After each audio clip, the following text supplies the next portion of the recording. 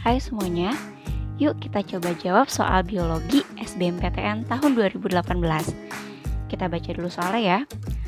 Pada umumnya, hewan-hewan endemik di daerah Asia atau Oriental ditandai dengan A. Tingginya jenis burung-burung berwarna, B. Banyaknya hewan bertubuh kecil, C. Rendahnya jenis ikan air tawar, D. Banyaknya hewan berkantung, E. Beragamnya jenis kera. Untuk menjawab soal ini, kita sedikit review dulu ya materi tentang biogeografis. Nah, kita mulai dulu dari pengertian hewan endemik. Apa itu hewan endemik? Tadi di soal ada kata-kata endemik ya, kita harus tahu dulu nih arti endemik. Hewan endemik itu artinya hewan atau fauna yang mendiami suatu kawasan tertentu dalam kurun waktu yang sangat lama dan bahkan biasanya tidak ditemukan spesies yang sama di daerah lain. Contohnya nih, ada cendrawasih dari Papua. Terus ada komodo. Ini bisa kita temukan di Pulau Komodo, Nusa Tenggara Timur. Yang ini ada badak bercula satu yang bisa kita temukan di Banten, tepatnya di Ujung Kulon. Ini beberapa contoh hewan endemik. Nah, sekarang bagaimana ya persebaran mereka? Nah, untuk mengetahui persebaran biogeografis fauna Indonesia, kita harus tahu dulu tentang garis Wallace dan garis Weber. Nah, apa itu garis Wallace? Garis Wallace ini bisa kalian lihat nih, yang garisnya itu warnanya biru, oke. Garis Wallace ini merupakan sebuah garis hipotetis. Dia memisahkan wilayah geografi Asia dan Australasia. Jadi, bagian barat dari garis Wallace, ini berarti bagian barat ya, wilayah sebelah baratnya, itu akan berhubungan dengan spesies yang Asia. Oleh karena itu, wilayah ini nanti akan disebut dengan wilayah Asiatis. Sementara itu, yang di sebelah timur dari garis Wallace itu akan berhubungan dengan spesies Australia. Berarti wilayah ini nanti akan disebut dengan wilayah Australis. Nah, kenapa garis ini disebut dengan garis Wallace? Karena sesuai dengan nama penemunya, Alfred Russel Wallace. Kok ada garis Weber tuh Kak? Garis Weber itu apa? Jadi, setelah dibuat garis Wallace itu, kemudian garis itu diperbaiki oleh Weber. Ada yang dia geser ke arah timur, ke daratan Pulau Sulawesi. Nah, garis itu yang dinamakan dengan garis Weber. Nah, kedua garis ini dipertahankan untuk memisahkan kawasan Asiatis, Peralihan, dan Australis. Garis itu disebut dengan garis Wallace dan garis Weber. Berarti ini wilayah Asiatis, Australis. Kalau peralihannya yang mana Kak? Kan Asiatisnya aku udah tahu, Australisnya sudah tahu. Peralihannya yang mana? Nah, menurut para ahli biogeografi, daerah di antara garis Wallace dan garis Weber itu disebutnya zona transisi. Zona transisi itu meliputi Sulawesi, terus selanjutnya Maluku, dan Nusa Tenggara. Itu disebutnya wilayah Wallace atau zona peralihan. Nah, ini zona peralihannya ya. Peralihan. Dari sini berarti bisa kita simpulkan biogeografis pada Indonesia, kawasan Asiatisnya ada Sumatera, ada Jawa beserta Pulau Bali, dan ada Kalimantan. Sementara itu, pada wilayah peralihannya, wilayah Wallace-nya itu ada Sulawesi, ada Maluku, dan ada Nusa Tenggara. Dan wilayah Australisnya, berarti wilayah Australisnya itu meliputi wilayah Papua atau Irian. Oke, setelah tahu lokasi-lokasi pembagiannya, sekarang kita coba amati ciri-ciri khas dari hewan masing-masing kawasan tersebut. Sekarang kita jalan-jalan dulu ke wilayah Asiatis. Tadi wilayah Asiatis meliputi Sumatera, Jawa, Bali, Kalimantan, serta pulau-pulau kecil di sekitarnya. Yang kita amati nanti dari kelompok hewan mamalianya, hewan perairannya, ikannya. Terus kita amati juga bagaimana burungnya, dari strukturnya, dari motifnya. Terus kita amati juga reptilnya. Kalau dari mamalianya, kakak merepresentasikan di kawasan Asiatis ini, kakak kasih gambar gajah sama harimau, terus ada pesut. Bagi yang belum pernah lihat pesut, ini pesut. Pesut itu lumba-lumba, tapi dia hidupnya di sungai. Nah, Sungai Mahakam tuh ada lumba-lumbanya, itu kita sebutnya dia pesut ya. Pesut mamalia yang ada di kawasan Asiatis, ya. Bisa kita lihat ukuran tubuh harimau, pesut dan gajah ini besar-besar ya. Jadi pada kawasan Asiatis, ukuran dari mamalianya itu relatif bertubuh besar gitu, oke. Contoh lain selain gajah, selain harimau, selain pesut, ada orangutan, ada badak. Tuh, contoh mamalia di wilayah Asiatis. Kalau dari sudut pandang ikannya, Kak, kalau dari ikannya, wilayah Asiatis itu ikan air tawar itu dia melimpah, dia beragam, oke? Contohnya, ini beberapa contohnya doang nih, ikan gabus, ikan patin, dan ikan mas. Kalau dari unggas, dari burung, kakak contohnya ini burung jalak. Ini bisa kalian lihat gambar burung jalak di sini. Bagi yang belum pernah melihat, bisa kita amati warna bulunya itu hitam ya. Nggak semenarik cendrawasih, karena memang ciri khas Asiatis seperti itu. Burung-burungnya itu didominasi oleh burung dengan motif warna yang biasa aja, tapi dia suaranya itu merdu gitu.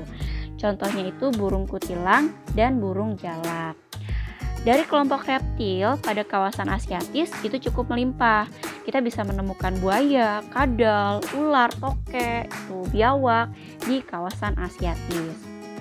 Nah, pada kawasan Asiatis itu tidak dijumpai hewan berkantung, tidak ada. Emang contoh hewan berkantung tuh apa, Kak? Kayak kanguru tuh berkantung, tapi tuh gak bisa kita temukan di Asiatis. Dia biasanya itu di kawasan Australis nanti ya. Ingat-ingat, di Asiatis tidak ada hewan berkantung. Terus selanjutnya, hewan-hewan Asiatis ini cenderung memiliki bulu yang lebat di sekujur tubuhnya. Dan terakhir, pada hewan Asiatis, dia keraknya itu sangat beragam. Contohnya ada apa saja memang kerak yang di Asiatis nih, contohnya beberapa kakak berikan. Ada lutung budeng, ada surili, ada lutung dahi putih, dan ada owa Jawa. Ini beberapa jenis kerak di kawasan Asiatis. Dia sangat beragam. Oke, itulah ciri-ciri dari hewan Asiatis. Sekarang kita beralih ya ke kawasan peralihan. Bagaimana ciri-ciri hewan di peralihan? Kita harus tahu dulu lokasi peralihan tuh meliputi apa saja. Ada Sulawesi, ada Nusa Tenggara, ada Pulau Timor, dan ada Kepulauan Maluku.